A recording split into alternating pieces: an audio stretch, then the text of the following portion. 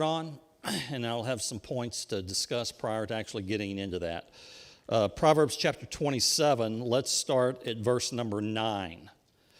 Ointment and perfume rejoice the heart, so doth the sweetness of a man's friend by hearty counsel. Thine own friend and thy father's friend forsake not, neither go into thy brother's house in the day of thy calamity, for better is a neighbor that is near than a brother far off. My son, be wise and make my heart glad, that I may answer him that reproacheth thee, or me. A prudent man foreseeth the evil and hideth himself, but the simple pass on and are punished. I do want to try to make sure I get through verse 12, because one of the most impactful verses in my life, I believe, has been verse number 12, and I want to spend a little time talking about that. But last week we talked about a man being in his place of priority. What did I say last week? Should be a man's place of priority. Who remembers? The home. It's the home. And I think we have gotten that out of kilter in our fast-paced society. We've sort of have fallen prey to a world's philosophy that the man's priority, we'll say it's his family, but our actions show that it's something else.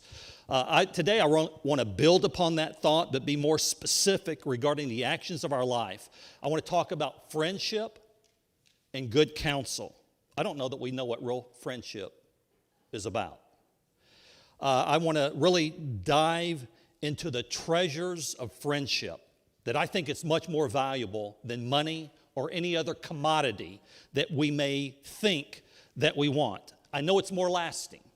And good counsel can not only affect my life, but good counsel that I receive can affect the lives of my kids. And it can affect the lives of my grandkids. And it can change the future course of the direction of all of my offspring, many generations down the road. It's lasting. It's very valuable. I think there is nothing more valuable in life, earthly, physically, than friendship. Friendship with my wife, but friendship with others is really, really valuable. Question for you. What is a friend? What is a friend? I don't know that we think about words like that often. Yeah, I can probably give you a dictionary definition of a friend. But what is a friend? Anyone? What is a friend? I actually spent probably an hour looking up what different definitions say about a friend. I probably read many articles about a friend and what a friend really is. You know, Jesus calls out the wrong type of friends when he says friendship with the world is enmity with God. I come across a pretty long discourse, and I'm not going to read it. I'll read some sections of it by a company called D.S. White. And they said there are 4 core types of friends. 1 is an acquaintance. 2 is just a simple friend. 3 is a close friend. And 4 is a best friend.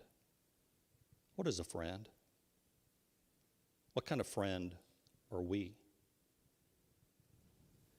Acquaintances are easy to recognize. We can have an acquaintance with a complete stranger, somebody we see at the coffee shop. Linda and I, we would go to the grocery store, and I sort of like to play this game when I'm places like that, and I'll see a cashier. You could tell they hate what they're doing, and I tell Linda, we're going to get in that line, and I'm going to talk to her, and I'm going to make her tell me about her life and smile before I leave. And she does it.